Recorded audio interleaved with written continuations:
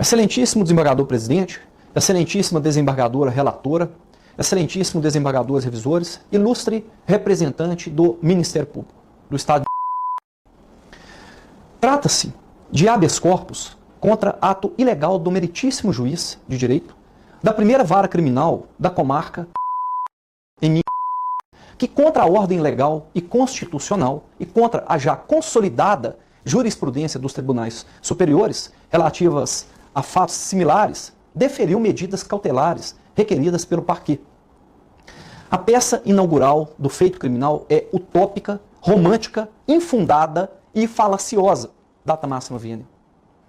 O paciente é delegado de polícia do estado de e foi denunciado pela prática, em tese, dos delitos tipificados nos moldes do artigo 332 do Código Penal, que é o tráfico de influência, e o artigo 1º da Lei 9.613, 98, que é a lavagem de dinheiro em concurso material. A peça acusatória narra que após um terceiro ter sido condenado em primeira instância pela suposta prática de crime de homicídio no município de teria procurado o paciente para que este, na posição de delegado de polícia, exercesse influência no julgamento de sua apelação, em trâmite neste egrégio tribunal.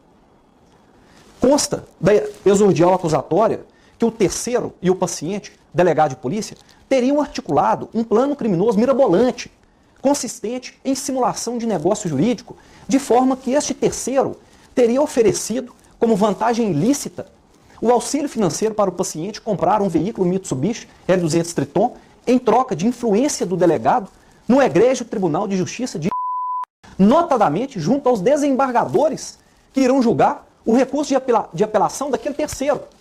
É exatamente isso, excelentíssimos desembargadores, esta é a acusação. Narra o parquê na peça vestibular ofertada que o paciente delegado de polícia recebeu valores ilegais para completar a compra de uma caminhonete L200 Triton para poder influenciar no julgamento de um recurso de apelação número que seria julgado pelos colegas de Vossas Excelências, os desembargadores da Câmara Criminal, este é o fato alegado na denúncia. Né? Na própria denúncia, o ilustre promotor narra que o paciente, com vontade livre e consciente, obteve para si vantagem ilícita, a pretexto de influir em ato praticado por funcionário público no exercício da função, o que é um absurdo. Em suma, o representante do Ministério Público alegou que o delegado de polícia recebeu uma vantagem ilícita para influenciar no resultado de um julgamento de um recurso de apelação que será julgada pelos desembargadores integrantes deste egrégio tribunal e a acusação é a acusação narrada pelo Ministério Público. Além disso, descreve o agente da notável mencionada instituição que o paciente praticou o delito de branqueamento de capitais em razão de vantagem ilegal paga pelo terceiro ter sido recebida pelo seu irmão por via de empresa familiar. Excelentíssimos desembargadores, não há como prosperar a narrativa ministerial. As provas são claras, óbvias, patentes, quanto à inexistência dos delitos. Ao primeiro olhar, verifica-se a inexistência de fato típico por ausência de conduta. Sequer ocorreu parte do intercrimes.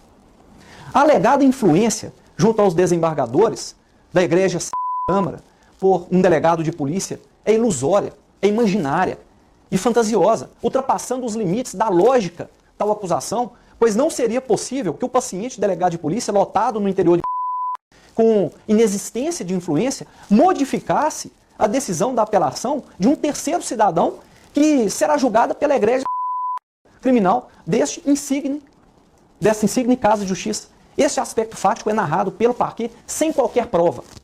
A acusação de ter o paciente recebido vantagem financeira ilegal para influenciar a ao julgar a apelação foi paga e está sendo paga pelo seu irmão mensalmente por boletos bancários. É exatamente isso, excelências. Esse é o fato.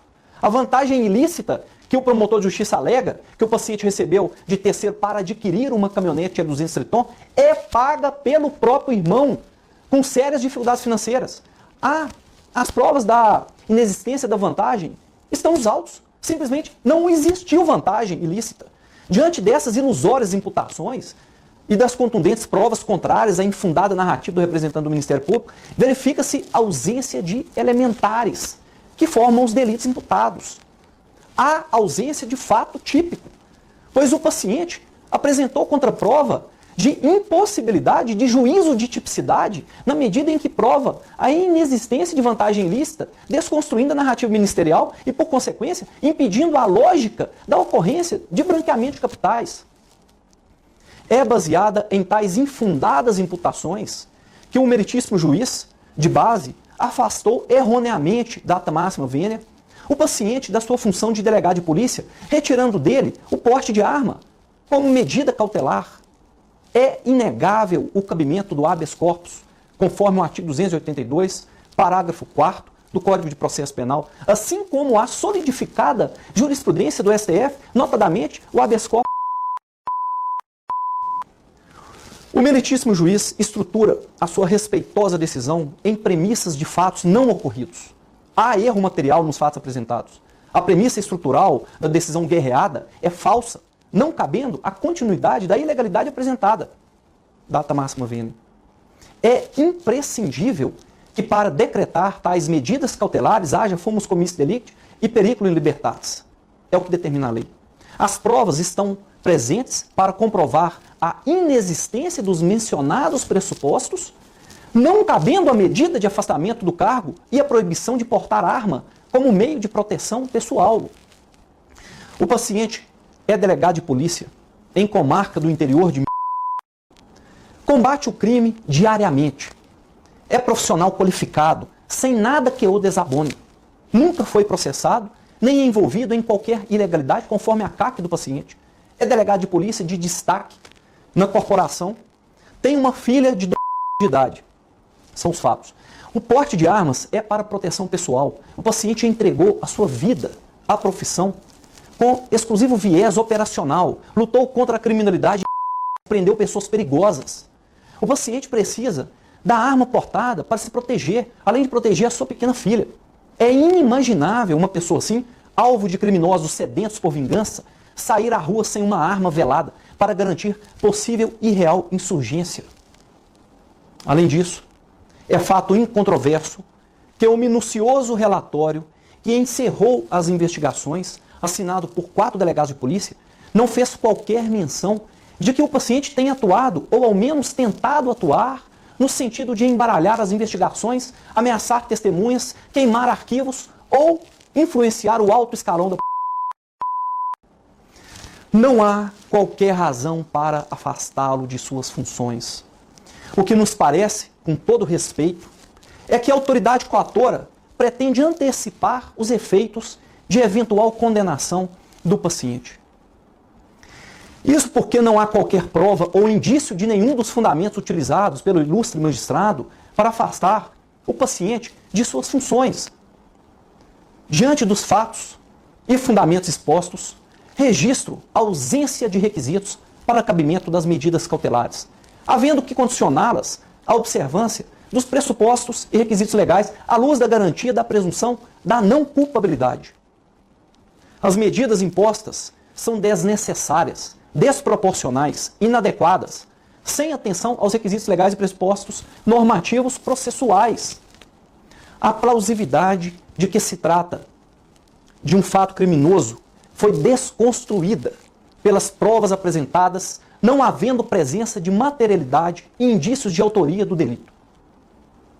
Não há, portanto, referibilidade diante da ausência de perigo concreto não existente pelo exercício do cargo pelo paciente, assim como o porte de armas para proteção pessoal, razão pela qual requeiro a vossas excelências seja a ordem concedida.